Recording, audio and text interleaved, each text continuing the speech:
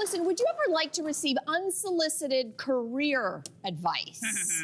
Well, listen to this story. Sarah Paulson was on the Smartless podcast recently and said that once she got 6 pages of notes from an actress who played a role before her. And it turns out Sarah likes to hold a grudge because she had this to say to her on the show. Trish Hawkins, I have not forgotten it, and I hope to see you never. Whoa. Wow. Okay, she's outed this person by name. What do we think of this? Oh my God. Teddy? I really like Sarah Paulson. I've met her before. She seems very down to earth, the type of person you want actors whose work you look up to be. She's an amazing actor, but I don't know why she needs to name this person. The person she's talking about is 78 years old, not nearly as famous or ostensibly successful as Sarah Paulson. We know her name now. Right? Yeah. But isn't this the ultimate case of punching down? You could have even told the story on the podcast without naming the person, but something about Sarah Paulson and the 3 male hosts of Smartless who are very good at getting stories out of celebrities. They're really charming, awesome But hosts. never with names. Yeah. And I think that's why it was so thrilling to listen to. I was listening to this in the car on Monday, and when she said the name, I gasped. Right. And so did the host, because generally, people don't. Even on that podcast, they say a certain celebrity or someone we all know, they allude to it, but they never drop the name. Yeah. I feel terribly for Trish. Yeah. I really do, Yeah. but I also feel like she's the sacrificial lamb as a reminder for all of us.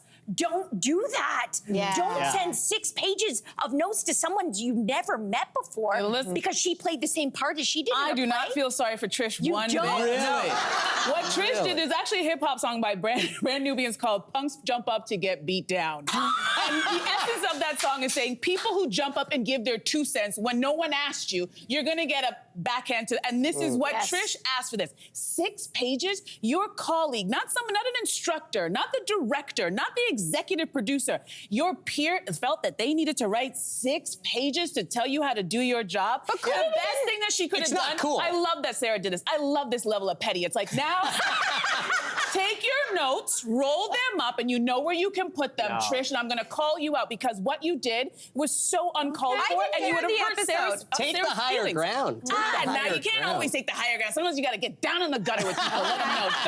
I didn't hear the episode, but I'm wondering if there was maybe a miscommunication. Like, is it possible that this 6 woman pages Trish, of miscommunication? Listen, go with me for a second. That this woman loved this role so much and was giving it over to the next generation, was like, I'm gonna pass on some of my wisdom. Here are some ways in which it worked for me. This is the way it played with the audience. Sometimes, like again, what was the nature of the notes? Because not all unsolicited advice comes from a place of malice. We're assuming the worst of someone. And again, I haven't listened, so maybe it was malicious. But sometimes people can, like, I wouldn't be in this career today if it wasn't for unsolicited. Like, there was someone in this building a long time ago who was like, you're a producer. No, you should actually be doing on-air work, and here's why. And that comes from a lovely place. That was lovely. I had somebody in this building before it was this network say to me and give me unsolicited advice. They were trying to offer me an opportunity, and I said, no, I would like to leave this one network and go to another network.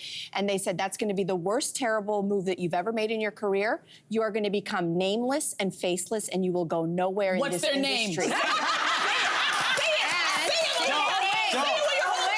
Don't do it. Not 2 years later, I was co-hosting Olympic coverage for CTV. So, why I will not name them? Please. Because success is your best revenge. That's it. Yes! And that's why she didn't have to name her, because she's had so much success. You don't have to name the person. That she did it anyway. I'll tell you a commercial break. Sorry about that. Hey there, what did you think? Drop your comments below and join the conversation. And don't forget to like and subscribe so you can find more on everything from food and fashion to pop culture and current events. See you soon.